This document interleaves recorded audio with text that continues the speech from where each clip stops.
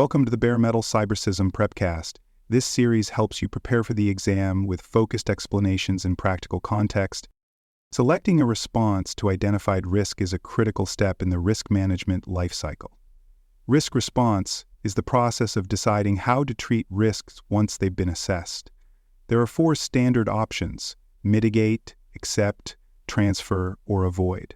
While each response category has its place, this episode will focus specifically on the first 2, mitigation and acceptance. The decision to apply either must align with the organization's overall risk appetite, impact thresholds, and strategic objectives. Risk response decisions should never be arbitrary. They must be documented clearly with a rationale that explains why a particular action was chosen. This documentation supports accountability and ensures readiness for audits or reviews. Risk decisions reflect the maturity of an organization's governance processes. If decisions are undocumented or inconsistent, it becomes difficult to demonstrate that risks are being managed effectively. Mitigation is the most commonly used risk response. It involves reducing either the likelihood or the impact of a given threat through the implementation of controls.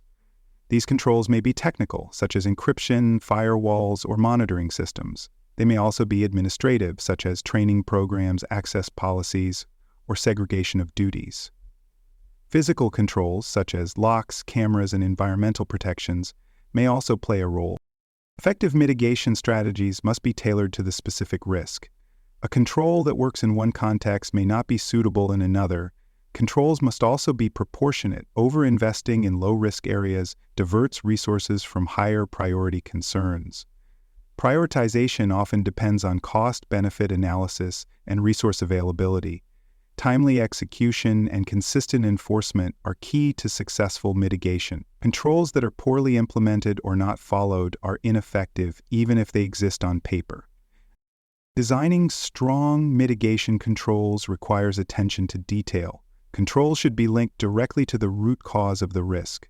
For example, if a risk stems from unauthorized access, then authentication or access monitoring should be considered.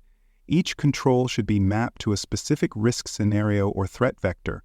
This mapping helps track whether the control addresses the actual cause rather than just a symptom. In many cases, layered controls, also known as defense in depth, are appropriate. This means applying multiple, overlapping safeguards that reduce the chance of failure. Before implementing controls, feasibility must be confirmed. A solution that cannot be integrated without disrupting business operations may not be viable. Every control should include a plan for ongoing monitoring and performance measurement. This ensures that the control continues to operate as intended over time. While mitigation reduces risk, it does not eliminate it. That brings us to acceptance. Risk acceptance means formally deciding to tolerate a known level of residual risk. This decision is typically made when the cost of mitigation exceeds the potential benefit, or when the risk falls within the organization's defined tolerance. Acceptance is also common for low-impact or low-likelihood risks, especially when resources are limited. However, acceptance is not an excuse for inaction. It must be documented and justified. Leaders must understand the implications of tolerating the risk and agree that doing so is appropriate.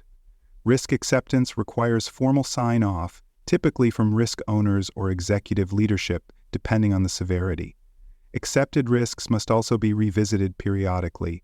A risk that was acceptable last year may no longer be tolerable due to changes in the threat landscape or business priorities. Selecting between mitigation and acceptance requires careful evaluation. Likelihood and impact scores should be consulted, ideally using the organization's standardized risk matrix. Regulatory and legal requirements must also be considered. Some risks cannot be accepted due to mandatory compliance obligations. Available resources, including funding, personnel, and time, play a role. If mitigation cannot be implemented effectively, acceptance may become a temporary decision while longer-term solutions are explored. For more cyber-related content and books, please check out cyberauthor.me. Also, there are other podcasts on cybersecurity and more at baremetalcyber.com. It's also important to determine whether current controls already bring the risk within acceptable levels. If so, additional mitigation may not be necessary. Involving business owners in these decisions is critical. They are often best positioned to assess operational consequences, reputational impact, and service disruptions. Their perspective helps ensure that the decision reflects both technical and business realities. Governance bodies play a central role in overseeing risk decisions. Risk owners are responsible for recommending how each risk should be treated. However, decisions involving high impact or strategic risks may require review and approval by security steering committees or enterprise risk councils. Executive-level endorsement is often necessary for risks that affect financial performance, customer trust, or regulatory standing. All decisions must be recorded in the organization's risk register. This includes the treatment strategy selected, the rationale, the approving authority, and any conditions attached. The register serves as a historical record and supports internal or external audits. Audit trails must also reflect how the decision was made, who was involved, and what information was considered. Transparency in risk decision-making supports accountability and maturity. Once a risk treatment decision has been made, it must be communicated. Stakeholders need to understand not just what action will be taken, but why. For mitigation efforts, timelines, required resources, and anticipated outcomes should be provided. If a risk is accepted, that status should be clearly disclosed. The level of residual risk, what remains after mitigation, should also be made visible. Updates should be communicated using structured reports. Dashboards, scorecards, and executive summaries help ensure that leadership remains informed. Stakeholders must also understand the trade-offs involved. Choosing not to mitigate may free resources for other priorities, but it also carries consequences. Clear, consistent communication helps build trust in the security program and fosters better alignment across departments. Monitoring the effectiveness of implemented controls is just as important as designing them. Every mitigation effort should have defined performance metrics and thresholds. These may include indicators such as failed login attempts, system uptime, or data leakage detection rates. Regular control testing ensures that the safeguards are operating as intended. Internal audits may also be used to validate documentation, evidence, and implementation quality. Incidents and near misses provide real-world feedback. If a control fails to prevent or detect an event, that information must be used to improve future controls.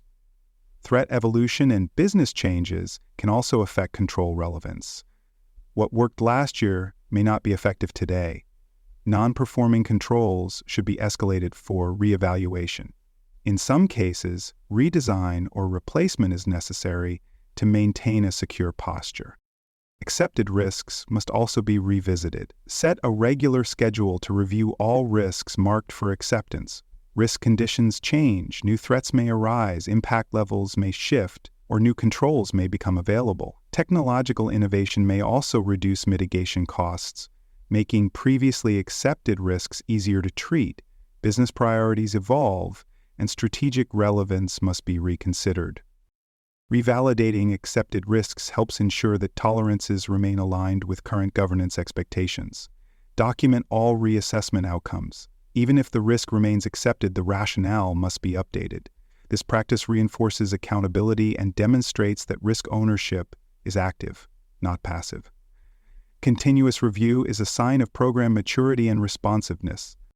Risk response must be integrated into the broader security program. This includes embedding risk treatment workflows into the organization's project management, budgeting, and compliance systems.